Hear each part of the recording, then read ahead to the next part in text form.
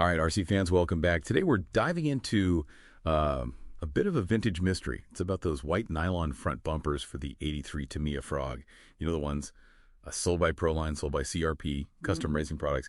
And they look, well, identical. We've dug through the forums, old magazines, eBay listings, all the stuff you sent us. So what's the plan? What are we trying to figure out with this one piece of plastic? Well, the goal really is to nail down who actually made them and why. What was the business deal? And, what does this small part tell us about that whole era, the RC golden age? Because you got to remember, the 80s, that was like boom time. Yeah. Like a gold rush for RC cars. And the Tamiya Frog, 1983, it was just huge, a game changer.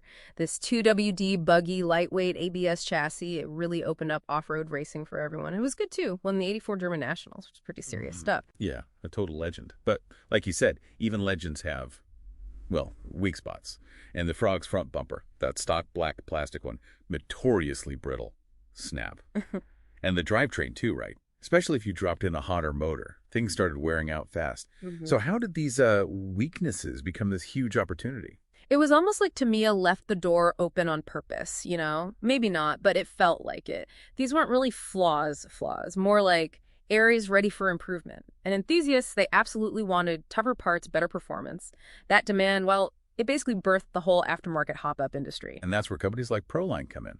Founded '82, California, they got known fast for performance stuff, tires, wheels. And there was CRP, custom racing products, also California. They had a whole range of parts, especially for Tamiya cars like the Frog. You still see their stuff, their legacy pop up on eBay all the time.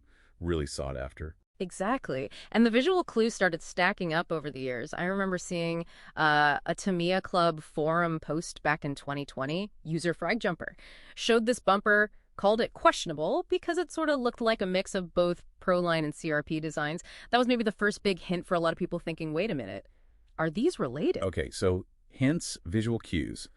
But then came the smoking gun, right? Yeah. Found tucked away in an eBay listing. Picture this. Vintage CRP Pro-Line, both names. Hashtag 4502, Tamiya Blackfoot Frog Brat, front bumper, rare dyeable. Explicit co-branding, and the specific part number, hashtag 4502. That had to be it, yeah. Proof. Oh, absolutely. That nails it. It shows a formal deal, Yeah. and it points directly to what we call an OEM relationship, original equipment manufacturer. One company makes it, the other one sells it under their brand, or maybe co-branded like this. And we actually have confirmation. There's a 2000 RC Car Action interview where Pro-Line basically says, yeah, we were molding wheels for Frogs and Hornets for CRP way back, like '85. Pro-Line started out specializing in molded stuff, tires, wheels. They knew durable nylons. Ah, okay. So it makes perfect sense from a business angle, too. CRP gets to expand their catalog fast, grab market share without building a whole molding factory. And Pro-Line, they get guaranteed sales volume, helps pay for the molds, scale up production, win-win. It's kind of smart, really. Lets smaller, agile companies move quick. Totally. And there's another neat detail in those listings. They always mention dyeable white nylon. It wasn't just about being tougher than the stock bumper, which was key, obviously, but the dyeable part. That points to customization, aesthetics becoming important. You could dye your bumper to match your cool custom paint job. Performance and style. The market was already catering to that kind of individual expression back then. Yeah, that's a great point. And that whole collaborative model. Yeah. Companies focusing on what they do best, partnering up. That was really characteristic of the American RC scene then, wasn't it? It let them innovate fast, compete effectively, even against the big players. So there we have it. Mystery solved, I think. Those identical Pro-Line and CRP Frog bumpers.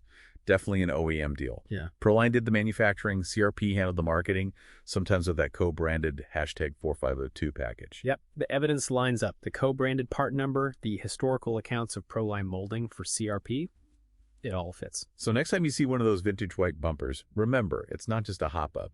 It's like a little piece of history, right? A plastic artifact. Tells a story about innovation, business strategy, collaboration, everything that made that RC era so dynamic. Right. Makes you wonder, doesn't it? What other simple objects around us have a deeper story like that? A hidden history of ingenuity. Something to think about.